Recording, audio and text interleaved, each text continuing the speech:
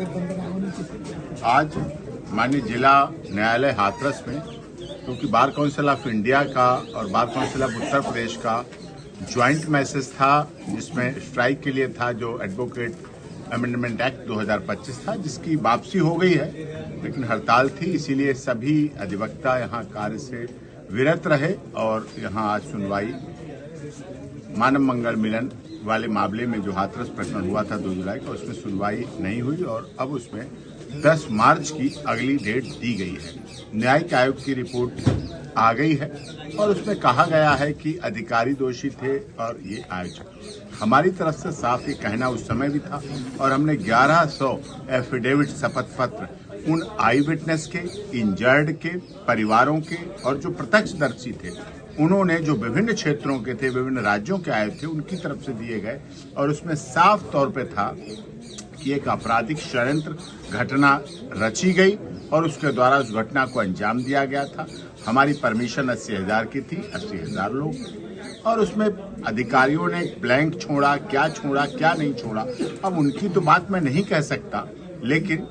जो भी हमारी तरफ से, आयोजकों की तरफ से सारी सावधानी बरती गई, जो कि विगत 20 वर्षों से मानव मंगल मिलन सद्भावना समागम में चला रहा है, करते आ रहे हैं। कहीं कोई किसी तरह की घटना को कोई अंजाम नहीं हुआ। पूरे देश के सभी उत्तर भारत के, नॉर्थ इंडिया के सभी हिंदी भाषी राज्यों में मानव मंगल मिलन सद्भावना समागम का समय समय पर आयोजन होता रहा है। हर महीने के प्रथम मंगलवार को होता रहा है। कभी कोई ऐसी घटना, षड्यंत्र था, साजिश थी, जो कि न्यायिक आयोग की रिपोर्ट भी विधानसभा में रखी जाने के बाद ये सब खुलासा भी होगा और सब कुछ सामने भी आएगा।